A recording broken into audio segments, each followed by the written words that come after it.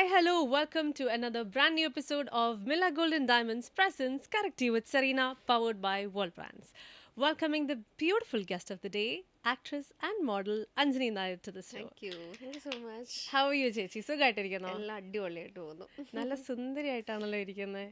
അന്നും ഇന്നും ഒരുപോലെ എങ്ങനെയാണ് മാനേജ് ചെയ്യുന്നത് പറയൂ. എനിക്കറിയില്ല ആക്ച്വലി. എന്നോട് ഒരുപാട് പേര് ചോദിച്ചു. അപ്പോഴും ഞാനിങ്ങനെ ചിന്തിക്കാറുണ്ട്. ഞാൻ ആക്ച്വലി അങ്ങനെ പെർട്ടിക്കുലറായിട്ട് ഒന്നും ചെയ്യാറില്ല. ഫ്രീക്വൻ്റ് ആയിട്ട് അങ്ങനെ സലൂൺസിൽ പോവേ യോഗ ചെയ്യേ ഒന്നും. ഞാൻ ആസ് ഇറ്റ് ടച്ച് വുഡ് അങ്ങനെ അല്ലേ അങ്ങനെ ഇരിക്കട്ടെ. ഓരോ ദിവസം അങ്ങനെ ദിവസങ്ങൾ കടന്നു പോകുന്നതല്ലാതെ ഞാൻ ഒന്നും ചെയ്യുന്നില്ല. പിന്നെ ഓരോരുത്തർ പറയും ചിലപ്പോൾ 2 പ്രഗ്നൻസി കഴിയുമ്പോൾ ഒരു അങ്ങനെ ഒരു ഗ്ലോ വരാറുണ്ട് നോർമലി എല്ലാവർക്കും. ചിലപ്പോൾ അതുകൊണ്ടായിരിക്കാം സെക്കൻഡ് പ്രഗ്നൻസി കഴിഞ്ഞപ്പോൾ ഉണ്ടായിരുന്നതായിരിക്കാം എന്നൊക്കെ അങ്ങനെ പറയുന്നു. അപ്പോൾ അതൊക്കെ ആയിരിക്കാം കാരണം. ഞാൻ അന്നും ഇന്നും കാണുമ്പോൾ സ്ക്രീനിൽ കാണുന്ന അതേ ആള്, ഒരു മാറ്റവും ഇല്ല. So beautiful. അത് ഓരോ ദിവസം കഴിയും തോറും ആ ഒരു ശാലീന സൗന്ദര്യം ഇങ്ങനെ കൂടിക്കൊണ്ടിരിക്കുകയാണ്. അങ്ങനെ ഇരിക്കട്ടെ, നന്നായി തന്നെ ഇരിക്കട്ടെ. അപ്പം വിരലിൽ എണ്ണാൻ പറ്റുന്ന പടങ്ങളല്ല, ഒരുപാട് പടങ്ങൾ, ഒരുപാട് നല്ല നല്ല പ്രോജക്ട്സിന്റെ ഭാഗമാകാൻ പറ്റിയ ഈ ഒരു ജേർണിയിൽ എങ്ങനെയാണ് ഈ ഒരു കരിയർ സ്റ്റാർട്ട് ചെയ്തത് ചേച്ചി? ഒട്ടുമിക്ക ആളുകൾക്കും അറിയാം ആക്ച്വലി. ഞാൻ ചെറുപ്പം മുതലേ കുറേ സിനിമകളുടെ ഭാഗമായിരുന്നു. പക്ഷേ പിന്നീട് ഞാൻ സിനിമ വേണ്ട എന്ന് വെച്ച് നടന്ന ഒരാളായിരുന്നു. പക്ഷേ ഫ്രണ്ട്സിൻ്റെ ഒരു കമ്പൽഷനിൽ ഞാൻ ജസ്റ്റ് ഒന്ന് TV ആങ്കറിങ് അങ്ങനെ സ്റ്റാർട്ട് ചെയ്തു.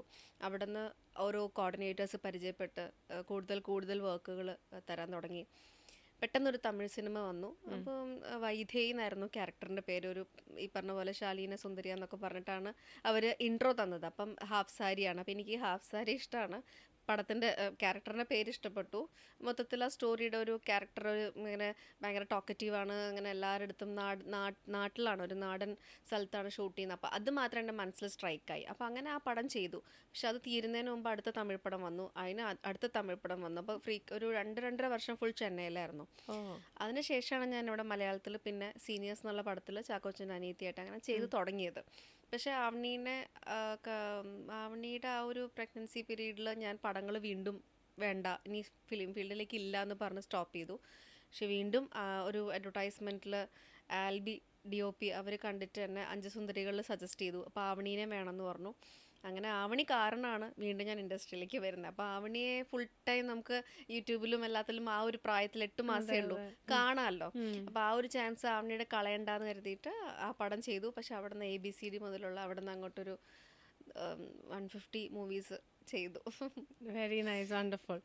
ഈ ഒരു കരിയർ ആണോ പണ്ട് തൊട്ടേ ഡ്രീം ചെയ്തത്? ഞാൻ ഐദർ ടീച്ചർ അല്ലെങ്കിൽ ഹൗസ് വൈഫ്, ഇതായിരുന്നു എൻ്റെ മൈൻഡിൽ. അല്ലാതെ വേറെ ഒന്നും ഉണ്ടായിരുന്നില്ല. ഇപ്പം ടീച്ചർ എന്ന് പറയുമ്പോൾ എനിക്ക് തോന്നി ഒരു പോയിന്റ് കഴിയുമ്പോൾ എനിക്കത് ഫോക്കസ് ചെയ്യാൻ പറ്റത്തില്ല. ആ ഒരു പ്രൊഫഷൻ എന്ന് പറഞ്ഞിട്ട് ഞാൻ വീട്ടിൽ കുട്ടികളെ ഡാൻസും ട്യൂഷനും എടുത്ത് ആ ഒരു ആഗ്രഹം മൊത്തത്തിൽ തീർത്ത ഒരാളാണ്. അവസാനം ഡോക്ടേഴ്സിനൊക്കെ അടുത്ത് പോയി തൊണ്ടവേദനയായിട്ട് പോയിട്ട് ഇനി ട്യൂഷൻ വേണ്ട, അത് കുറച്ച് ഹെൽത്തിന് പ്രശ്നമുണ്ടെന്ന് പറഞ്ഞിട്ടാണ് ഞാൻ നിർത്തിയത്. പക്ഷെ അതിനുള്ളിൽ തന്നെ ഒരു 3-4 വർഷം ഞാൻ ഒരു 10-200 കുട്ടികളെ പഠിപ്പിച്ച് ഞാൻ സാറ്റിസ്ഫാക്ഷൻ അതിൽ കണ്ട ഒരാളാണ്. ആണല്ലേ? പിന്നെ ഹൗസ് വൈഫ് ആവണം എന്നായിരുന്നു ആഗ്രഹം. പക്ഷെ അതും പറ്റിയില്ല. സിനിമയായിരുന്നു ഡെസ്റ്റിനി. അപ്പം ഈ ഫാമിലി പറ്റി പറയുമ്പോൾ ഹു ഓൾ ആർ ദേർ? വീട്ടിൽ ആരൊക്കെയുണ്ട്? Husband Ajith, he's an art film maker. പിന്നെ 2 കുട്ടികളാണ്, ആവ്നി, ആത്വിക. ആവ്നി ഒരുവിധം എല്ലാ മലയാള സിനിമയുടെ ആൾക്കാർക്കും അറിയാം. ഇപ്പം അവളുടെ 2 തമിഴ് സിനിമ അപ്കമിങ് റിലീസസ് ഉണ്ട്. വീരധീര സൂര ആൻഡ് റെട്രോ എന്ന് പറഞ്ഞിട്ട് വിക്രം സാറിൻ്റെയും സൂര്യ സാറിൻ്റെ. അപ്പം അങ്ങനെ അവൾ ഫുൾ ഇൻ ടു ഫിലിംസ് ആണ്. രണ്ടാമത്തെ ആൾ ആത്വിക 2.5 വയസ്സാവുന്നു. പിന്നെ അമ്മയുണ്ട്, എൻ്റെ അമ്മയുണ്ട്. എനിക്ക് ആവണി ഞാൻ പറയായിരുന്നു, എനിക്കറിയത്തില്ലായിരുന്നു ചേച്ചിയുടെ മോളാണെന്ന്. ഇപ്പം ആക്ച്വലി ചന്ദ്രചേട്ടനായിട്ട് ഞാനൊരു സിനിമ ചെയ്തിട്ടിരിക്കുകയാണ്. അപ്പോൾ ഫീനിക്സ് കണ്ടപ്പോൾ നമ്മൾ ഭയങ്കരമായിട്ട് ആൾക്കാർ ഇൻസ്റ്റഗ്രാമിൽ ആഘോഷിച്ച ഒരു റിക്രിയേഷൻ റീലായിരുന്നു മോള് ചെയ്ത ആ ഒരു ക്യാരക്ടർ. ചന്തുവിന്റെ കൂടെയുള്ള ആ സീനുമാണ് റീൽസ് ആയിട്ട് വന്നത്. അതെ അതെ. എങ്ങനെ ഉണ്ടായിരുന്നു അവിടുത്തെ ആ ഒരു സെറ്റും കാര്യങ്ങളും? ചേച്ചി പോയിട്ടുണ്ടായിരുന്നു? ഞാൻ ഒരിക്കലേ പോയിട്ടുണ്ട് സെറ്റിൽ. ഞാൻ ആവണി ചെയ്യുന്ന സെറ്റ്സിലൊന്നും അങ്ങനെ പോവാറില്ല. അതെയോ? കാരണം ഒന്നെങ്കിൽ ഞാൻ ഷൂട്ടിലായിരിക്കും. അപ്പം ഞാൻ ചെറിയ ആളെയും കൊണ്ട് ഞാൻ എൻ്റെ സെറ്റിലേക്ക് പോകും. എൻ്റെ അമ്മ ആവണീനെയും കൂട്ടി അവളുടെ സെറ്റിലേക്ക് പോകും. അപ്പോൾ രണ്ടുപേരും 2 ഇടത്തു നിന്നാണ്. അപ്പോൾ എന്തെങ്കിലും ഒരു അതുവഴി പാസ് ചെയ്യുമ്പോഴോ അല്ലെങ്കിൽ എനിക്ക് എന്തെങ്കിലും ഒരു ഫംഗ്ഷൻസ് അവിടെ വരുമ്പോഴോ, അപ്പോൾ അത് കണ്ണൂരായിരുന്നു ഷൂട്ട്. ഫിനിക്സ് കോഴിക്കോടോ കണ്ണൂർ ഭാഗത്ത് എവിടെയായിരുന്നു. അപ്പം എനിക്ക് പോകേണ്ട ഒരു സിറ്റുവേഷൻ വന്നപ്പോൾ ഞാൻ അവളുടെ സെറ്റിൽ പോയി എല്ലാവരെയും കണ്ടു. അപ്പോൾ അവൾ നന്നായി ചെയ്യുന്നുണ്ടെന്ന് എനിക്ക് അറിയുന്നുണ്ടായിരുന്നു. ഓരോ പ്രാവശ്യം വിളിക്കുമ്പോഴും അവൾ നന്നായി ചെയ്യുന്നുണ്ടെന്ന് പറഞ്ഞപ്പോൾ തന്നെ സന്തോഷമായിരുന്നു. ഇപ്പൊ ARMലാണെങ്കിലും നല്ലൊരു ക്യാരക്ടർ അതെ ആണല്ലോ, അതെ അതെ അതെ നോട്ടീസ് ചെയ്യുന്നു അതെ. നമ്മൾ. ചന്തു പറഞ്ഞില്ലേ, ചന്തു പറഞ്ഞിരുന്നോ അവനെ കുറിച്ച് പറഞ്ഞിരുന്നോ സെറീനെ അടുത്ത്? പറഞ്ഞിട്ടുണ്ടായിരുന്നു, പക്ഷെ ചേച്ചിയുടെ മോളാന്നൊന്നും നമുക്ക് പറഞ്ഞില്ല. അറിയത്തില്ലായിരുന്നു. ആ ബട്ട് ഭയങ്കര ഓക്കെ. വേഴ്സറ്റൈൽ ആയിട്ടുള്ള ഒരു കുഞ്ഞാണെന്ന് പറഞ്ഞു പക്ഷെ അജു കേട്ടിട്ടുണ്ട്. എന്നെ വിളിച്ചിട്ട് ഒരിക്കൽ പറഞ്ഞിട്ടുണ്ട്, നീ എന്ത് മരുന്നാണ് ആവണിക്ക് കൊടുക്കണേ. ഒരു ദിവസം വിളിച്ചിട്ട് അപ്പം ഞാൻ ചോദിച്ചു എന്ത് പറ്റി ആവണി, എനിക്ക് പെട്ടെന്ന് ഹെൽത്താ, ഞാൻ എന്ത് പറ്റി ആവണിക്ക് ചോദിച്ചപ്പോൾ അല്ലടി നീയേ അവളുടെ അഭിനയം കണ്ടിട്ട് ഒരു രക്ഷയില്ല, എനിക്ക് ആ മരുന്നൊന്ന് പറഞ്ഞു തരുമോ അതുപോലെ അഭിനയിക്കാൻ. അപ്പം അതെ അതെ, അജുവിനെ പോലത്തെ ഉള്ള ഒരു ഇത്രയും പറയുമ്പോ പ്രൂവ് ചെയ്ത ആർട്ടിസ്റ്റുകളൊക്കെ ആവണിയെ കുറിച്ച് അങ്ങനെ പറയുമ്പോൾ എനിക്ക് ഭയങ്കര സന്തോഷമായിരുന്നു. അപ്പം ഉം. അതുകൊണ്ട് തന്നെ ഞാൻ സെറ്റിൽ നിന്നൊന്നും കണ്ടിട്ടില്ല അവളുടെ വിഷ്വൽസ്. തിയേറ്ററിൽ വന്നപ്പോഴാണ് ഞാൻ ശരിക്കും ബ്ലാസ്റ്റ് ആയത്. അയ്യോ ഇത്രയൊക്കെ ചെയ്തു. അപ്പം അതെ ശരിക്കും പറഞ്ഞാൽ അവളുടെ പ്രായം വെച്ച് നോക്കുന്ന അഭിനയം എൻ്റെ ഇതും വെച്ച് നോക്കിയാൽ ഞാൻ അഭിനയിക്കുന്നേ ഇല്ല. ഞാൻ അവളിൽ നിന്ന് പലതും പഠിക്കേണ്ടതായിട്ട് അങ്ങനെ തോന്നുകയാണ് എനിക്ക്. അൾട്ടിമേറ്റ് ഒരു നല്ല ആക്ടറായിട്ടാണ് ഫോം ആയിരിക്കുന്നത് അതെ അവള്. അതെ അതെ, വണ്ടർഫുൾ. അതെനിക്ക് തോന്നുന്നു ഇൻബിൽറ്റ് അത് കിട്ടിയതായിരിക്കും, ബ്ലഡിൽ നിന്ന് കിട്ടിയതായിരിക്കും ആ അറിയില്ല കഴിവ്. എങ്ങനെയാന്ന് എനിക്ക് അറിഞ്ഞൂടാ. അവൾ ഇത്ര നന്നായിട്ട് എങ്ങനെ ഓരോ സീൻസ് കൈകാര്യം ചെയ്യുന്ന. അവളിപ്പം ഒരു സിനിമ ഞാൻ പറഞ്ഞ തമിഴ് സിനിമയിൽ നിന്ന് അവള് ഒരു സീനിൽ അവളുടെ കൈ ഇവിടുന്ന് താഴോട്ടേക്ക് ഫുൾ പൊള്ളി, ഒരു 30% പൊള്ളി ആ സീനിൽ. അപ്പം അവിടെ നിന്ന് തെറിച്ച് വീണ് ഫുൾ പൊള്ളിയിട്ട് അവളുടെ അടുത്ത് എല്ലാവരും പറഞ്ഞു okay you go back to Cochin, കുഴപ്പമില്ല നമ്മൾ വേറെ ആളെ വെച്ച് ചെയ്യാമെന്ന് പറഞ്ഞു. ഒരു 2-3 മണിക്കൂർ വെയിറ്റ് ചെയ്ത് അവൾ പടം മൊത്തം കംപ്ലീറ്റ് ചെയ്തിട്ടാണ് വന്നത്. ഇൻ ബിറ്റ്വീൻ സൂര്യ സാറൊക്കെ അവളെ കാണാൻ വന്നിട്ടുണ്ടായിരുന്നു. അതും ഒരു എക്സൈറ്റ്മെൻ്റ് ആയി, കാരണം കോമ്പിനേഷൻ ഇല്ലാത്തതാണ്. പക്ഷെ കണ്ടപ്പോൾ അവൾക്ക് ഭയങ്കര സന്തോഷമായി. ഉം. അങ്ങനെ അവളെ വേദന മറന്നാൽ ഫുൾ കംപ്ലീറ്റ് ചെയ്തിട്ടാണ് വന്നത്. ഞാനെങ്ങനെ ആയിരുന്നെങ്കിൽ സിനിമയെ വേണ്ടാന്ന് പറഞ്ഞ് ചിലപ്പോൾ ഞാൻ ഡിസിഷൻ എടുത്തിട്ടുണ്ടാവും. ആ പൊള്ളലിൻ്റെ പാട് ഇപ്പോഴും അവിടെ അയ്യോ, ഇങ്ങനെ മാറി വരുന്നതേ ഉള്ളൂ. അപ്പം അതെയോ. അതുകൊണ്ട് അങ്ങനെ ഡെഡിക്കേറ്റഡ് ആയിട്ട് അവൾ നിൽക്കുന്നത്. ഇപ്പോൾ ARM ആണെങ്കിലും വിക്രം സാറിൻ്റെ വീരധീര സൂര്യ ആണെങ്കിലും ഫുൾ നൈറ്റ് ഷൂട്ടായിരുന്നു. ഉം ഉം. ആ കുട്ടി ഉറങ്ങാതെ അത് മൊത്തം പാർവതി ചേച്ചിയൊക്കെ അതും ഈ എൻ്റെ അടുത്ത് വിളിച്ച് ഏജില് ഈ ഏജിൽ ഭയങ്കര ഉറക്കത്തിൻ്റെ ആളാണ് അവള്. ഇന്ന ടൈം കഴിഞ്ഞാൽ അവൾ ഉറങ്ങിക്കഴിഞ്ഞാൽ പിന്നെ അവളെ രക്ഷയില്ല. കുത്തിപ്പൊക്കണമെങ്കിലും വേറെ സൈഡിലേക്ക് മാറ്റി കിടത്തണമെങ്കിലും ഒന്നും രാവിലെ എണീപ്പിക്കണമെങ്കിലും ഒക്കെ പാടാം. ഷൂട്ട് വന്ന ഭയങ്കര ഡെഡിക്കേറ്റഡ് ആയിട്ട് ഉറങ്ങാതെ അവിടെ ഇരിക്കും. ഞാനിതൊക്കെ ഇങ്ങനെ കണ്ടിട്ടുണ്ട്. ഞാനൊക്കെ ഇരുന്ന് എവിടെയെങ്കിലും ഒരു സൈഡ് കണ്ട ഒന്നിങ്ങനെ മയങ്ങും. പക്ഷെ അവള് ഭയങ്കര ആക്റ്റീവായിട്ടിരിക്കും. ആണല്ലേ. ടച്ച്വുഡ് ഇതേപോലെ തന്നെ അവള് നന്നായിട്ട് ചെയ്യുന്നുണ്ട്. ഉം. അപ്പൊ വർക്ക് ലൈഫ് ബാലൻസ് എങ്ങനെയാണ് ചേച്ചിക്ക്? ഇപ്പൊ ഫാമിലി പറഞ്ഞു, മൂവീസ് പറഞ്ഞു, അപ്പൊ എങ്ങനെയാണ് ഇതെല്ലാം കൂടി മാനേജ് ചെയ്യുന്നത്? ഞാൻ മാനേജ് ചെയ്യുന്നത് ഫസ്റ്റ് തിങ് ലൈക്ക് കുഞ്ഞിനെ ഞാൻ എല്ലായിടത്തും കൊണ്ടുപോകും. അപ്പൊ അതെ, അതുകൊണ്ട് കുഞ്ഞിന്റെ കാര്യത്തിൽ എനിക്ക് ടെൻഷൻ ഇല്ല. ഇവിടെ ആണെങ്കിലും വന്നിട്ടുണ്ട്. ഇവിടെ ആണെങ്കിലും വന്നിട്ടുണ്ട്. അപ്പോൾ ഹസ്ബൻഡും എപ്പോഴും എൻ്റെ കൂടെ ഉള്ളത് കൊണ്ട് ഉം. ഞങ്ങൾ അങ്ങനത്തെ ഒരു തേർഡ് പേഴ്സണെ കുഞ്ഞിനെ ഏൽപ്പിക്കുക അങ്ങനെ ഒന്നുമില്ല. ഒരു ആയെ വെക്കാനൊക്കെ ഒരുപാട് പേര് പറഞ്ഞു, ബേബി സിറ്റർ.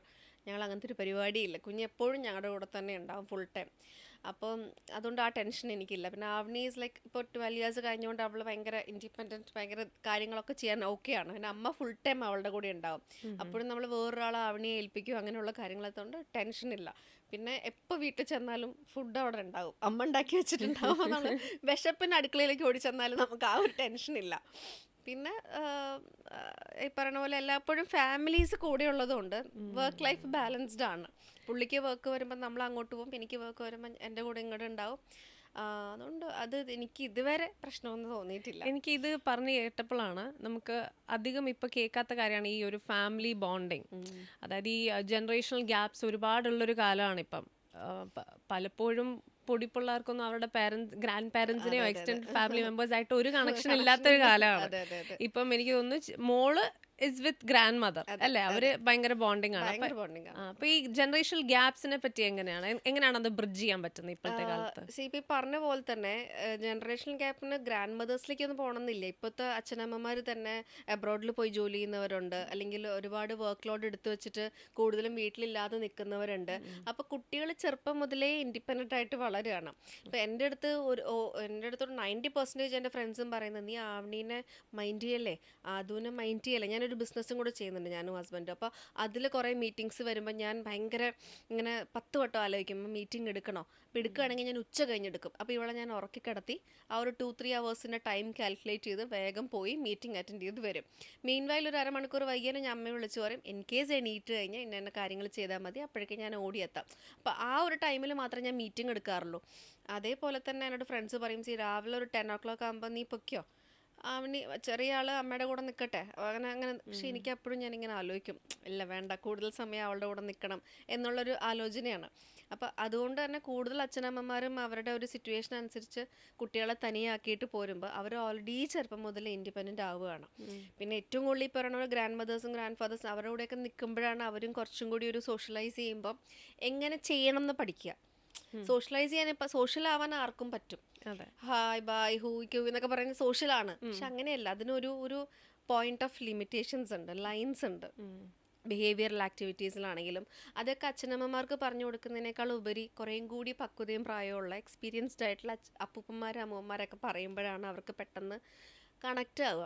അപ്പം അതുകൊണ്ട് ആ ഉള്ള കാര്യങ്ങളൊക്കെ ഇപ്പോൾ ഉള്ള കുട്ടികൾക്ക് വളരെ കുറവാണ്. ബാക്ക് ആൻസറിങ് പണ്ട് കുറേയും കൂടി വലുതാവണമായിരുന്നു. ഇപ്പം ബാക്ക് ആൻസറിങ്ങിന് ഇങ്ങനെ ജനിച്ച് 2 വയസ്സാകുമ്പോഴൊക്കെ തന്നെ പെടപെടേന്നാണ് ഉത്തരങ്ങൾ വരിക. ഡിവൈസ് കയ്യിലുണ്ട്, ഒരുപാട് ഓപ്ഷൻസ് ഉണ്ട് അവർക്ക്. അപ്പം ഒരു ഇതിൽ നോക്കിക്കഴിഞ്ഞ് കഴിഞ്ഞാൽ ടെക്നോളജി ഈസ് ഗുഡ്. അവർ കുറേയൊക്കെ ഇൻഡിപെൻഡൻ്റ് ആവുന്നുണ്ട്, കുറേ നോളജ് അവർക്ക് പെട്ടെന്ന് റിസീവ് ആവുന്നുണ്ട്, കുറേ കാര്യങ്ങളിൽ അവർ സ്റ്റക്കല്ല. പക്ഷെ അതേസമയം അവർ പല സ്ഥലത്തും അവർ തോൽവി അവർ പോലും അറിയാതെ പല സ്ഥലത്ത് അവർ തോക്കുന്നുണ്ട്. ഡിപ്പെൻസ്, നമുക്കിപ്പോൾ ഒരു 1-2 പേർക്കൊന്നും മാറ്റാൻ പറ്റാത്ത കാര്യങ്ങളാണ്. പാസിറ്റിസ് എന്താ പറയുക, നാട് ഓടുമ്പോൾ നടുവേ ഓടുക എന്ന് പറയുന്ന പോലെ അങ്ങനെ പോകാനേ പറ്റുള്ളൂ. ടെക്നോളജിക്കലി അഡ്വാൻസ്ഡ് ആയിട്ടുള്ള ഫാമിലി ആണോ അതോ കുറച്ചും കൂടെ ട്രഡീഷണൽ ആണോ? ഞാൻ ഭയങ്കര ട്രഡീഷണൽ ആണ്, പക്ഷെ ഹസ്ബൻഡ് ഭയങ്കര ടെക്നോളജിയാണ്. ഞങ്ങളെക്കാളും ഇത് ആവണി ഓരോ കാര്യങ്ങൾ വരുമ്പോൾ അമ്മ ഇത് ജസ്റ്റ് ഇങ്ങനെ ചെയ്യൂ, ഇത് ഫോണിൽ അതുണ്ട്, കമ്പ്യൂട്ടർ എടുത്ത് ഇങ്ങനെ ചെയ്യൂ. നീ ഇതൊക്കെ എവിടുത്തെ പഠിക്കണേ? അതെ, പെട്ടെന്നാണ്. എന്റെ വീട്ടിലാണെങ്കിലും കുഞ്ഞ് കസിൻസ് എന്റെ അടുത്ത് സ്കിൻ കെയർ പറഞ്ഞു തരുമോ, എനിക്ക് പോലും അറിയത്തില്ല ഇതൊന്നും. നീ ഇതൊക്കെ നമ്മൾ അറിയുന്നില്ലാത്ത കാര്യങ്ങളാണ് ഇപ്പോഴത്തെ പിള്ളേർക്ക് കഴിഞ്ഞിട്ടുള്ള അല്ലേ. ചെറിയ മോളാണെങ്കിലും നമ്മൾ കഴിച്ചു വെച്ച് കഴിഞ്ഞാൽ അതൊക്കെ എങ്ങനെയാണെന്നറിയില്ല, പെട്ടെന്ന് കണക്ട് ആവും. അവൾ ആ പ്ലേറ്റോ ഗ്ലാസ്സോ വേഗം കൊണ്ട് അടുക്കളയിൽ വെക്കും. ഡൈപ്പറിൻ്റെ ഇത് കണ്ട വേഗം കൊണ്ട് അവിടെ വേസ്റ്റ് കൊണ്ടിടുന്ന കാണാം. അല്ലെങ്കിൽ അമ്മേ കൊതു ബാറ്റ് കൈ പൊള്ളും, കൊണ്ടുപോയി വെക്കും, ഷോക്ക് അടിക്കും. ചെറിയ മോള് ഇതെല്ലാം പറയും. നോക്കുമ്പോൾ സ്നാപ്ചാറ്റിലും കളിക്കുന്നതാണ് ഫോൺ എടുത്തിട്ട്. ഹസ്ബൻഡ് ഇവളെങ്ങനെ ലോക്ക് തുറന്നേ, ഒരു ഐഡിയ ഇല്ല. നമുക്ക് എങ്ങനെയാണ് ലോക്ക് തുറന്നേന്ന് അറിയില്ല. നമ്മൾ ഏതെങ്കിലും ഒരു സമയത്ത് ലോക്ക് എടുക്കുന്നത് കണ്ടതായിരിക്കും, കറക്റ്റ് ആ സാധനം പിടിക്കും. ചെറിയ ആളൊട്ടും മോശമല്ല. അപ്പം അതുകൊണ്ട് കുട്ടികളെ നമുക്ക് അഴിച്ചുവിടാൻ പറ്റാത്ത അവസ്ഥയാണ്. അവരെന്ത് ചെയ്യും, അവർ പിന്നെ അത് എന്തും ചെയ്യാന്നുള്ളൊരിതാവും അവർക്ക്. എവിടെയും പോവാം. എനിക്കിപ്പോൾ തന്നെ ആണി പറയും, ഞാനൊന്ന് ഒറ്റയ്ക്ക് പോയി ലുലുവിൽ ഫ്രണ്ട്സിൻ്റെ കൂടെ തിയേറ്ററിൽ പോയി പടം കണ്ടിട്ടൊക്കെ അറിയാം, ഇവിടെ ഇരിക്കണം. ഇനി അങ്ങനെ അത്ര അത്യാവശ്യമാണെങ്കിൽ അമ്മമ്മേനെ കൂട്ടിയിട്ട് പോക്കോ. അമ്മ ഫുൾ ടൈം അമ്മമ്മേനെ കൂട്ടിയിട്ട് എങ്ങനെ അമ്മ പോവാൻ? ഒരു രക്ഷയില്ല മോളെ, ഫ്രണ്ട്സൊക്കെ ഉണ്ട്. അപ്പം അത് ഞാൻ ഏത് ക്ലാസ്സിൽ ചേച്ചി, അപ്പോൾ 9th 10th ഞാൻ നീ 7ാം ക്ലാസ് അല്ലേ, അത് ചേച്ചിമാരല്ല, അവർ അവരുടെ വഴിക്ക് പോകും. അവർ വേറെ എന്തെങ്കിലും കോൺസെൻട്രേറ്റ് ചെയ്യുമ്പോൾ അവർ അവരുടെ വഴിക്ക് പോകും. പിന്നെ നീ ഇങ്ങനെ അന്താളിച്ച് നിൽക്കേണ്ടി വരും, വേണ്ട നടപടി ആവില്ല, അമ്മമ്മേനെയും കൂട്ടി പോയാൽ നമുക്ക് സിനിമ കാണാം. ആ ഒരു കണ്ടീഷനിൽ ഞാൻ വിടുക. അടുത്ത ആഴ്ച അടുത്തത് കൊണ്ടുവരും. ഇന്നൊന്ന് സംസാരിച്ച് പറഞ്ഞ പിന്നെ അടുത്ത ആഴ്ച അമ്മ ഞങ്ങൾ ഇന്നൊരു കഫേ ഉണ്ട്, അവിടെ ഗെറ്റ് ടുഗദർ ആണ്. ഗെറ്റ് ടുഗദറോ? ഇങ്ങനെ ഓരോരോ ആവശ്യങ്ങളാണ്. അപ്പൊ ഇവരുടെ ഐഡിയാസ് ഇങ്ങനെ വരും. ഇവരിങ്ങനെ ഇൻസ്റ്റ കാണുമ്പോൾ ഓരോരുത്തർ ഒത്തുകൂടുന്നു. നമ്മൾ തന്നെ എല്ലാവരുടെ അടുത്ത് ഫ്രണ്ട്സിന്റെ കൂടെ ഗെറ്റ് ടുഗദർ വരുമ്പോൾ ഇവർക്കും അതൊരു തോന്നലാണ്. അതുകൊണ്ട് ഇന്നത്തെ കാലത്തെ കുട്ടികൾ എന്താ ചിന്തിക്കുന്ന ഒരു ഐഡിയ. പിന്നെ എനിക്ക് തോന്നുന്നു ഞാനൊക്കെ ജനിച്ചു വളർന്നൊക്കെ പുറത്താണെങ്കിലും എനിക്ക് കണക്ഷൻ എൻ്റെ ഗ്രാൻഡ് പാരൻസ് ആയിട്ടും റിലേറ്റീവ്സ് ആയിട്ട് വെക്കാൻ പറ്റുന്നത് മോഡ് ഓഫ് കമ്മ്യൂണിക്കേഷൻ ടെലിഫോൺ. ഈ ഒരു വീഡിയോ കോൾ ഉള്ളതുകൊണ്ടാണ് എല്ലാ ദിവസവും ഇവരെ വിളിച്ച് മിണ്ടുന്നതും ആ ഒരു ബോണ്ട് നമുക്ക് കീപ്പ് ചെയ്യാൻ പറ്റുന്നതും. ഒരു രീതി നോക്കുകയാണെങ്കിൽ ടെക്നോളജി ഈസ് വെരി ഗുഡ്, പക്ഷെ വേറൊരു രീതി നോക്കുകയാണെങ്കിൽ ഇറ്റ് സ്പോയിൽസ് us also. ഇപ്പൊ സെറീന ദുബായിലാണല്ലോ. അപ്പൊ ദുബായിൽ നിന്ന് നോക്കുമ്പോൾ സെറീനയുടെ പോയിന്റ് ഓഫ് വ്യൂയിൽ അവിടുത്തെ കുട്ടികൾ എങ്ങനെയാണ്, ഇവിടത്തെ എന്തെങ്കിലും ചേഞ്ചസ് ഉണ്ടോ അവിടെ? ഒരുപാട് ചേച്ചി, ഞാനിപ്പോൾ ഒരു 2 years ആയുള്ളൂ കണ്ടിന്യൂസ് നാട്ടിൽ വന്നു പോയി ബിഗ് ബോസ് കഴിഞ്ഞതിന് ശേഷം.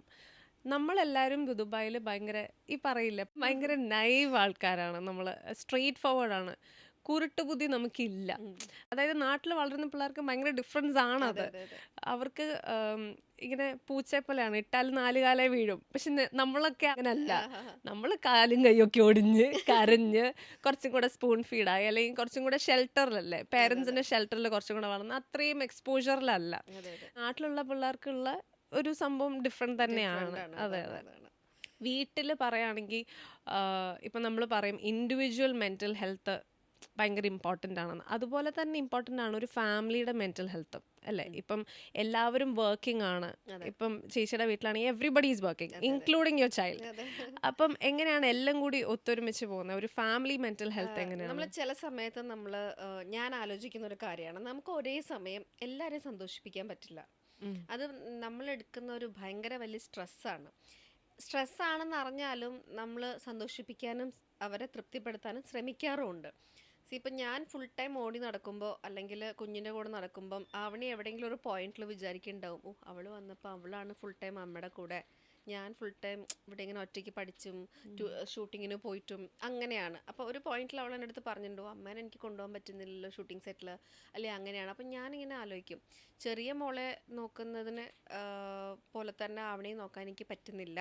കാരണം പണ്ട് ഞാൻ ഫുൾ ടൈം അവനെ പഠിപ്പിക്കാൻ ചെല്ലും, ഇപ്പം ഇവളാണ് ബഹളക്കാരി. അപ്പോൾ ഇവളുടെ കൂടെ അവളെ പഠിപ്പിക്കാൻ ഒറ്റയ്ക്ക് അങ്ങോട്ട് മാറ്റി നിർത്തുക എന്നല്ലാതെ ചെറിയ ആളുള്ളതുകൊണ്ട് എനിക്ക് പഠിപ്പിക്കാൻ പറ്റുന്നില്ല. ഒരു 10 മിനിറ്റ് 15 മിനിറ്റ് ഇരുന്നാലായി. അപ്പം അങ്ങനെ കേസസിൽ വരുമ്പോൾ ഞാൻ ആലോചിക്കാറുണ്ട്, ഒരേ സമയം എല്ലാവരെയും സന്തോഷപ്പെടുത്താൻ പറ്റില്ല. ഇപ്പം ഞാൻ കുറേ നേരം അവനിയുടെ കൂടെ ഇരുന്നു അല്ലെങ്കിൽ കുഞ്ഞിൻ്റെ കൂടെ ഇരിക്കുമ്പോഴേക്കും ഹസ്ബൻഡ് വിളിക്കും എന്തെങ്കിലും ആവശ്യത്തിന്. അപ്പം ഞാൻ പറയും ഒരു 10 മിനിറ്റ് 15 മിനിറ്റ്. കുട്ടികളുണ്ടായി കഴിഞ്ഞാൽ ഒക്കെ എൻ്റെ കൂടെ ഇരിക്കാൻ നേരമില്ല, ഈ നേരമില്ല, കൂടെ ഇരിക്കാൻ പറ്റുന്നില്ല എന്നപ്പോഴുള്ള പരാതി. പിന്നെ ബിസിനസ് ചെയ്യാം, അപ്പം അമ്മ പറയും ബിസിനസ് എടുത്ത് തലയിൽ വെച്ചോടുകൂടി കുട്ടീനെ വീട്ടിൽ കാണില്ല, ഒന്നെങ്കിൽ ഷൂട്ടിങ് അല്ലെങ്കിൽ ബിസിനസ്സിൻ്റെ മീറ്റിംഗ്. അപ്പം ഞാനിങ്ങനെ ആലോചിക്കും, എല്ലാവരെയും ഒരേ സമയം തൃപ്തിപ്പെടുത്താൻ പറ്റില്ല. We have to grow. നമുക്ക് നാളെ ഓരോരോ പുതിയ പുതിയ കാര്യങ്ങൾ ലൈഫിലേക്ക് കൊണ്ടുവരണം, പുതിയ പുതിയ കാര്യങ്ങൾ ചെയ്യണം. Life have to run. അതിനെന്തായാലും ആ മണി എന്ന് പറയുന്ന ഫാക്ടർ നമ്മൾ മാറ്റി നിർത്താൻ പറ്റാത്തതാണ്. അപ്പോൾ അതുകൊണ്ട് തന്നെ നമ്മൾ അതിൽ ഫോക്കസ്ഡ് ആകുമ്പോൾ കുറേയൊക്കെ ഈ പറയുന്ന പോലെ ഞാൻ 99% ചെറിയ മോളെ കൂടെ കൊണ്ടുപോകും, 99% ഞാൻ ആവണീനെ അഡ്വൈസ് ചെയ്ത് ഇങ്ങനെ മോൾഡ് ചെയ്ത് പാമ്പർ ചെയ്ത് ഒക്കെ ഞാൻ മാക്സിമം ശ്രമിക്കും. ഹസ്ബൻഡിനെ പ്രൊവോക്ക് ചെയ്യാതെ ശ്രമിക്കും, അമ്മയെ പ്രൊവോക്ക് ചെയ്യാതെ ശ്രമിക്കും. അപ്പോഴും സ്ട്രെസ് എടുക്കുന്നതൊക്കെ ഞാനാണ്. ഇതിനെല്ലാത്തിനും സമയം കണ്ടെത്തണം. അപ്പോഴും ഞാൻ ആലോചിക്കും, എല്ലാം ഒരേപോലെ കൊണ്ടുവന്നത് ഒക്കെ ഡിഫിക്കൽട്ടായിട്ടുള്ള കാര്യമാണ്. അപ്പോൾ ഈ മെൻ്റൽ ഹെൽത്ത് എന്ന് പറയുന്ന സാധനം മൈൻഡിൽ നിന്ന് വരേണ്ടതാണ്. ഒരാൾക്ക് തോന്നണം, ഒന്നും കെയർ ആയി അവിടെ അതിപ്പോൾ വീണാലും കുഴപ്പമില്ല, എന്തെങ്കിലും ആവട്ടെ, എനിക്ക് പോകണം എൻ്റെ കാര്യത്തിന്, അവന് പഠിച്ചാൽ പഠിക്കട്ടെ, 0 മാർക്സ് ആണെങ്കിൽ എന്താ ചെയ്യും, ഇങ്ങനെ വിചാരിക്കുന്ന ആൾക്ക് ഇത് ഓക്കെയാണ്. പക്ഷെ അതെല്ലാം ഒരേപോലെ ബാലൻസ് ചെയ്ത് കൊണ്ടുപോകണം തോന്നണമെങ്കിൽ നമ്മുടെ മൈൻഡിൽ നിന്ന് അത് തോന്നണം. ദൈവം അത് ആവശ്യത്തിലധികം എനിക്ക് തന്നതുകൊണ്ട് ഭയങ്കര ബുദ്ധിമുട്ടാണ്. അപ്പം ഈ ഒരു കരിയറിൽ വരുമ്പോൾ എങ്ങനെയാണ് ഹസ്ബൻഡിന്റെ റോൾ, എങ്ങനെയാണ്? ഭയങ്കര സപ്പോർട്ടീവ് ആണോ? സപ്പോർട്ടീവ് ആണ്. ഷൂട്ട്സ് വരുമ്പോൾ ഫുൾ ടൈം എൻ്റെ കൂടെ ഉണ്ട്. അപ്പോൾ ആൾക്ക് സിനിമയുടെ ആള് സിനിമ സ്ക്രിപ്റ്റ് ചെയ്തുകൊണ്ടിരിക്കുകയാണ് ഡയറക്ഷന് വേണ്ടിയിട്ട്. അപ്പം എൻ്റെ അടുത്ത് പറയും, എപ്പോൾ പ്രീ പ്രൊഡക്ഷൻ ഓൺ ആവുന്നോ അപ്പം നീ മാനേജ് ചെയ്യണം, വേറെ എന്തെങ്കിലും ഒരു ഓപ്ഷൻ നമ്മൾ പാരലി നമ്മൾ കണ്ടെത്തണം. അങ്ങനെ ഒരു ടോക്ക് നടക്കുന്നുണ്ട്. അത് ആ സമയത്ത് ഇനി എന്തായിരിക്കും എൻ്റെ മെന്റൽ ലൈഫ്. അപ്പൊ ഇത്രയധികം പടം ചെയ്യുമ്പോൾ ഇപ്പൊ മൈൻഡിൽ വരുന്ന ഏറ്റവും പ്രിയപ്പെട്ട അല്ലെങ്കിൽ ഭയങ്കര സ്പെഷ്യൽ ആയിട്ടുള്ള ഒരു മൂവി സെറ്റ് എന്ന് പറയുന്നത് ഏതായിരിക്കും? എന്ത് വന്നാലും എനിക്ക് 2-3 സിനിമകളാണ് ഏറ്റവും മെയിൻ ആയിട്ട് ഞാൻ എപ്പോഴും എടുത്ത് പറയുന്ന സിനിമകൾ. ഓഫ് കോഴ്സ് ഇപ്പോൾ ലാസ്റ്റ് ഇറങ്ങിയ ചിത്ത എന്ന് പറഞ്ഞ തമിഴ് മൂവി, ഞാൻ പ്രഗ്നൻ്റ് ആണെന്ന് അറിയുന്നത് തന്നെ ആ സിനിമയുടെ ഷൂട്ടിങ്ങിൻ്റെ ഇടയിലാണ്. അപ്പോൾ എനിക്കത് കംപ്ലീറ്റ് ചെയ്യാതിരിക്കാൻ പറ്റത്തില്ല. അപ്പോൾ പ്രൊഡ്യൂസർ കം ആക്ടർ സിദ്ധാർത്ഥ എൻ്റെ അടുത്ത് പറഞ്ഞത്, ഞങ്ങളെല്ലാവരും കൂടെയുണ്ട് ആ പ്രഗ്നൻസി പീരീഡിൽ. അപ്പോൾ എനിക്ക് വയറ് വലുതാവും തോറും ഇവർ കവർ ചെയ്ത് നിന്ന് അഭിനയിക്കും, നിമിഷം ഇപ്പുറത്തുനിന്ന് കവർ ചെയ്ത് നിന്ന് അഭിനയിക്കും. അങ്ങനെയൊക്കെയാണ് പടം കംപ്ലീറ്റ് ആയി. ഞാൻ 7 മാസം വരെ ആ പടത്തിൽ അവരുടെ കൂടെ ഉണ്ടായിരുന്നു. അപ്പോൾ കൊച്ചി ടു പളനി, പളനി ടു മധുരൈ, ഇങ്ങനെ മാറി മാറി ട്രാവൽ ചെയ്തുകൊണ്ടിരുന്നതാണ് ആ സിനിമയ്ക്ക് വേണ്ടിയിട്ട്. അങ്ങനെ ആ ഒരു എൻ്റെ എല്ലാ ഒരു എന്താ പറയുക മാസം അങ്ങോട്ട് പോകുന്നത് ഈ തമിഴ് മൂവിയിലെ ഫുൾ ആൾക്കാരുടെ കെയറും സപ്പോർട്ടോടും കൂടിയിട്ടാണ്. എല്ലാം ഈ പ്രൊഡക്ഷനിലെ ആൾക്കാർ പോലും എന്തെങ്കിലും വേണോ, കുടിക്കാൻ എന്തെങ്കിലും വേണോ, കുഞ്ഞാണെങ്കിൽ തുടങ്ങിയോ, ഇതെങ്ങനെ ചോദിച്ചുകൊണ്ടിരിക്കും. എത്ര ഉണ്ടായിരുന്നു ഡ്യൂറേഷൻ? അപ്പം എനിക്ക് 7 months ഉള്ളവരെ ഞാൻ സെറ്റിലാണ്. അത് പക്ഷെ അറിയാനേ പറ്റില്ലല്ലോ. എനിക്കറിയാൻ പറ്റും, കൂടെയുള്ളവർക്ക് അഭിനയിക്കാൻ പറ്റും, നിങ്ങൾക്ക് അതൊന്നും പെട്ടെന്ന് കിട്ടില്ല. ഞാനടുത്ത് വേഗം തടിച്ചിട്ടുണ്ട്, നീര് വന്നിട്ടുണ്ട്, വയറ് കാണാത്ത രീതിയിൽ അവരൊക്കെ നിൽക്കുന്നുണ്ട്, സാരി ലൂസായിട്ട് കൊടുത്തിട്ടുണ്ട്, ഒരുപാട് കാര്യങ്ങൾ ചെയ്തിട്ടുണ്ട്. അത് പെട്ടെന്ന് അറിയില്ല. എനിക്ക് എപ്പോഴും ആ ഒരു ടൈം ഞാൻ ഭയങ്കര എൻജോയ് ചെയ്തതാണ്. ഞാൻ പ്രഗ്നൻസി എന്ന് അറിയുന്നതിന് മുമ്പ് ഞാൻ വീണ് അഭിനയിച്ചിട്ടുണ്ട് ആ സെറ്റിൽ. ഒരു 8 പ്രാവശ്യം 9 പ്രാവശ്യം ഓടി വന്ന് വീഴണം. അപ്പം വയറിടിച്ചാ വീണേ.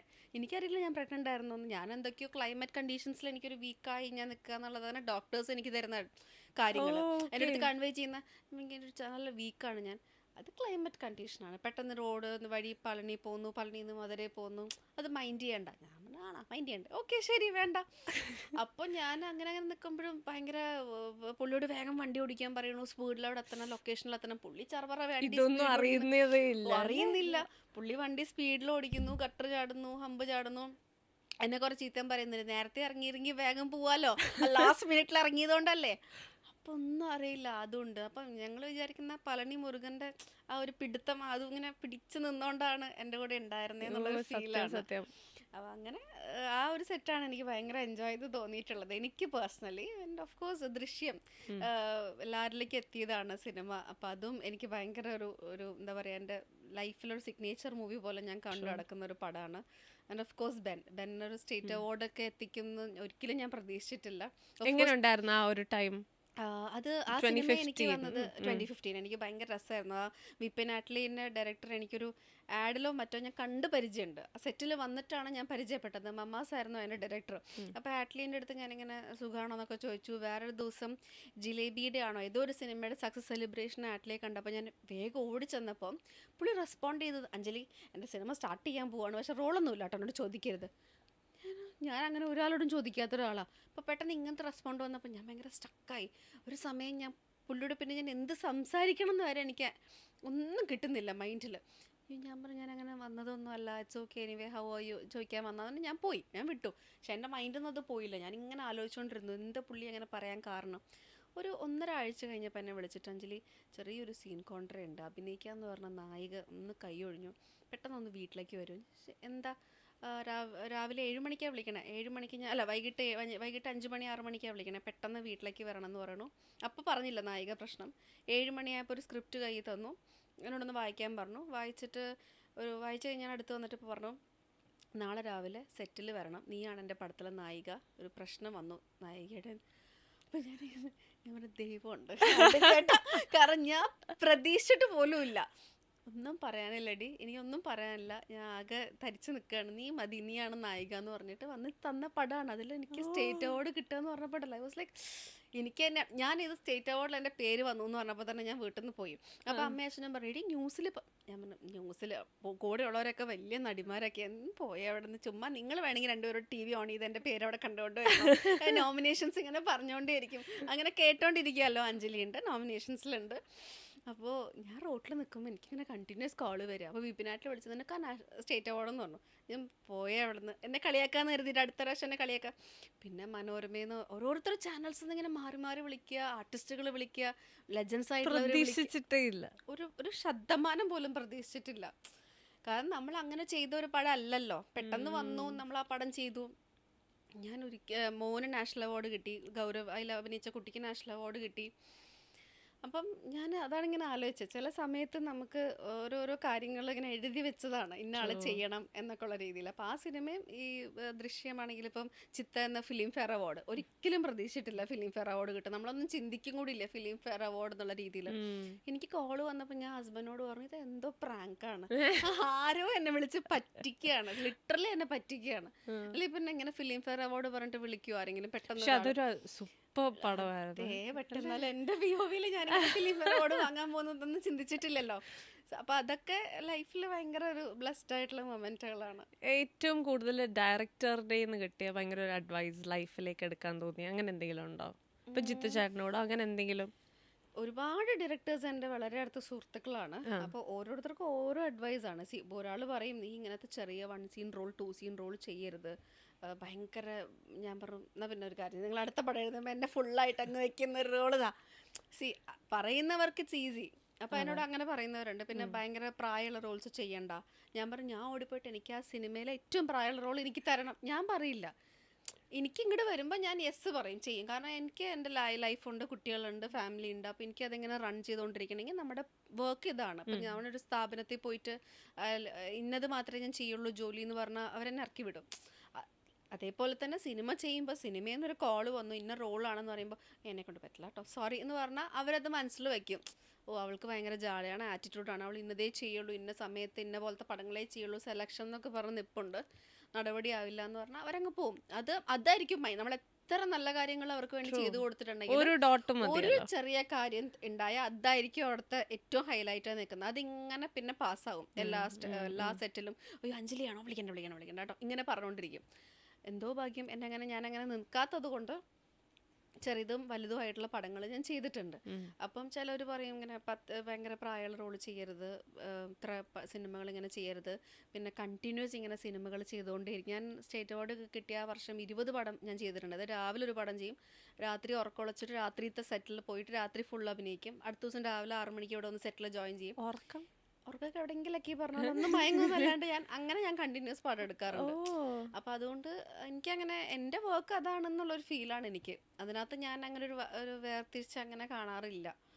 പിന്നെ ഇപ്പൊ ഈ അടുത്തൊക്കെയാണ് ഇതേപോലെ വിളിച്ചിട്ട് ഏതൊക്കെയോ ആൾക്കാരുടെ അമ്മമാരെന്നൊക്കെ പറയുമ്പോൾ ഞാൻ പറഞ്ഞു, ചേട്ടാ ഞാനത് ചെയ്യണം, ഇഷ്ടംപോലെ ചേച്ചിമാർ ഇവിടെ ഉണ്ട് ഇപ്പം കുറെ, അപ്പം ഞാൻ കുറച്ചും കൂടി കഴിഞ്ഞിട്ട് ഞാൻ വേണമെങ്കിൽ ഞാൻ ചെയ്തു തരാം. ഇപ്പം ഈ ഏജിൽ ചേട്ടൻ തന്നെ ചിന്തിച്ച് നോക്കും, ഞാൻ വെറുതെ നാരയൊക്കെ തേച്ച് അവിടെ വന്ന് നിൽക്കുന്നതിനേക്കാളും ഇപ്പം പ്രായമുള്ള ഒരുപാട് ചേച്ചിമാർ അമ്മമാരൊക്കെ നമ്മുടെ ഭാഗ്യത്തിന് നമ്മുടെ സിനിമയിലുണ്ട്. ഇപ്പോൾ ഒരുപാട് സിനിമകളിലൂടെ വരുന്നുണ്ട്. അവർ വെക്കുന്നതിലേ നല്ലതെന്ന് ഞാനിങ്ങനെ സ്നേഹപൂർവ്വം ചോദിക്കാറുണ്ട്.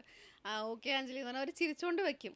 അപ്പോൾ മാക്സിമം വെറുപ്പിക്കാതെ എങ്ങനെ ഒരു കാര്യം കൺവേ ചെയ്യാൻ പറ്റുമോ അങ്ങനെ പറയാം. അങ്ങനെ ചെയ്യുന്നത്. ഇപ്പം നമ്മളുടെ മൂവി ഇൻഡസ്ട്രിയിൽ നോക്കുകയാണെങ്കിൽ ഫീമെയിൽ ക്യാരക്ടേഴ്സിന് ഒരു ഇവല്യൂഷൻ വരുന്നുണ്ട്. അത് എത്രത്തോളം വരുന്നുണ്ടെന്നാണ് ചേച്ചിക്ക് തോന്നുന്നത് മലയാളത്തിൽ? അതിപ്പോൾ ഒരുപാട് സിനിമകളിൽ എഴുതുന്നവരുടെ കയ്യിലാണല്ലോ ആ ഒരു ക്യാരക്ടറിന്റെ വലുപ്പം ഇരിക്കുന്നത്. അപ്പോൾ അത് ചില സിനിമകളിൽ ഈ പറയുന്ന പോലെ സ്ത്രീകൾക്ക് ഒരുപാട് ഇമ്പോർട്ടൻസ് കൊടുക്കുന്നതായിട്ട് തോന്നിയിട്ടുണ്ട്. ചില സിനിമകൾ അതേപോലെ സ്ത്രീകളെ താറടിക്കുന്ന സിനിമകളുണ്ട്. അതൊരു ബാലൻസ് ചെയ്ത് എഴുതുക എന്നുള്ളതേ ഉള്ളൂ. നായകനും നായികയ്ക്കും തത്തുല്യമായിട്ടുള്ള സിനിമകൾ വരുന്നുണ്ട്, നായകന് പ്രോമിനൻസ് കൊടുത്തിട്ടുള്ള സിനിമകൾ വരുന്നുണ്ട്. സ്ക്രിപ്റ്റ് റൈറ്ററിന്റെ ക്രിയേഷൻ ആണല്ലോ. അപ്പൊ ആ ഒരു സ്ക്രിപ്റ്റിൽ എങ്ങനെയാണോ അത് ഡെവലപ്പ് ആവുന്നത്, ഇനിയിപ്പോൾ എത്രത്തോളം സ്ക്രിപ്റ്റ് ചെയ്തിട്ടുണ്ടെങ്കിലും അത് ചിലപ്പോൾ ഡയറക്ടറിന്റെ സെക്കൻഡറി ഹാൻഡിലേക്ക് പോകുമ്പോൾ അത് ചിലപ്പം പല പോളിഷ്ഡ് ആയിട്ട് വരാം. ചിലപ്പോൾ എഴുതിയതേ അവിടെ കാണില്ലായിരിക്കും ഡയറക്റ്റ് ചെയ്ത് ഷോട്ടിൽ വരുമ്പോൾ. ചിലപ്പം നായകന്റെ സൈഡിൽ നിന്ന് ഒരു ഡെവലപ്മെന്റ് വരാം, ചിലപ്പോൾ നായികയുടെ ഒരു ഇൻവോൾവ്മെന്റിൽ ഡെവലപ്മെന്റ് വരാം. ഈ സീൻ വേണ്ട, ഇതിനിങ്ങനെ മാറ്റി എഴുതാം. ചിലപ്പം നായകന്മാരെ അത് ഒരുപാട് ഹിസ്റ്ററീസിൽ നമ്മൾ പറഞ്ഞു കേട്ടിട്ടുണ്ട്. നായകൻ തന്നെ വന്നിട്ട് എന്നെ അവിടെ കൊല്ലാതെ വെച്ച അങ്ങനെ ഒരു ആക്ഷൻ ഹീറോ അങ്ങനെ ആക്കണ്ട, ഞാൻ മരിച്ചോട്ടെ, ഞാൻ അങ്ങനെ അഭിനയിക്കാൻ റെഡിയാണ്, ഞാൻ മരിച്ചു പോവാന്ന് പറയുമ്പോൾ എൻ്റെ നായകൻ ആ ഒരു ഇത് പോവുമല്ലോ, റിയൽ ലൈഫില് ഹീറോയിസം പോവല്ലേ. റിയൽ ലൈഫിൽ ഒരാൾക്ക് വെടികൊണ്ട ഒരാൾക്ക് എന്തെങ്കിലും പറ്റിയാൽ മരിച്ചു പോവും. ഇതവിടെ നിന്ന് ജീവിച്ചു വരിക അങ്ങനെയല്ലല്ലോ. അപ്പോൾ അത് അങ്ങനെ ഉണ്ടായിട്ടുണ്ട്. അതൊക്കെ ഓരോരുത്തരുടെ കാഴ്ചപ്പാടാണ്. സിനിമ എന്ന് പറയുന്നത് ഇറ്റ്സ് എ ആർട്ട്. അത് ജനങ്ങളിലേക്ക് എത്തിക്കുമ്പം ഞാൻ മരിക്കാൻ പാടില്ല, ഞാൻ ഇങ്ങനെ അങ്ങനെയൊന്നുമില്ല.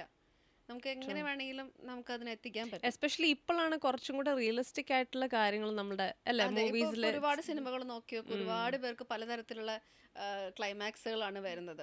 നായിക മാത്രം രക്ഷപ്പെട്ടു വരുന്നു, അങ്ങനെ ഒരുപാടുണ്ട്. അതാണ് അത് അൾട്ടിമേറ്റ്ലി ആ ഒരു മൈൻഡ് സെറ്റ് ഉണ്ടാവുക എന്നുള്ളതാണ്. റൈറ്റേഴ്സിന്റെ കയ്യിലാവാം, ഡയറക്ടേഴ്സിന്റെ കയ്യിലാവാം, ചിലപ്പോൾ അവരുടെ കയ്യിലൊന്നും ആയിരിക്കില്ല, നടിമാരുടെ കയ്യിലായിരിക്കാം. ട്രൂ. എന്ത് ടൈപ്പ് ഓഫ് റോൾസ് ആണ് ചേച്ചിക്ക് അസ്പയറിംഗ് ആയിട്ട് തോന്നുന്നത്? ഇനി എനിക്ക് ഇങ്ങനത്തെ കൈൻഡ് ഓഫ് റോൾസ് ചെയ്യണം എന്ന് വിചാരിക്കുന്നത്. ഇപ്പൊ എനിക്കാണെങ്കിൽ പണ്ടത്തെ വാണി വിശ്വനാഥ് ചെയ്ത റോൾസ് ഒക്കെ എനിക്ക് ഭയങ്കര ഇഷ്ടമാണ്. എനിക്ക് ഭയങ്കര പവർഫുൾ ആയിട്ടുള്ള ഫിയേഴ്സ്ഫുൾ ആയിട്ടുള്ള ആ ഒരു പവർ ലേഡി ക്യാരക്ടേഴ്സ് ഒക്കെ എനിക്ക് ഭയങ്കരമായിട്ട് ഇഷ്ടമാണ് ചെയ്യാൻ.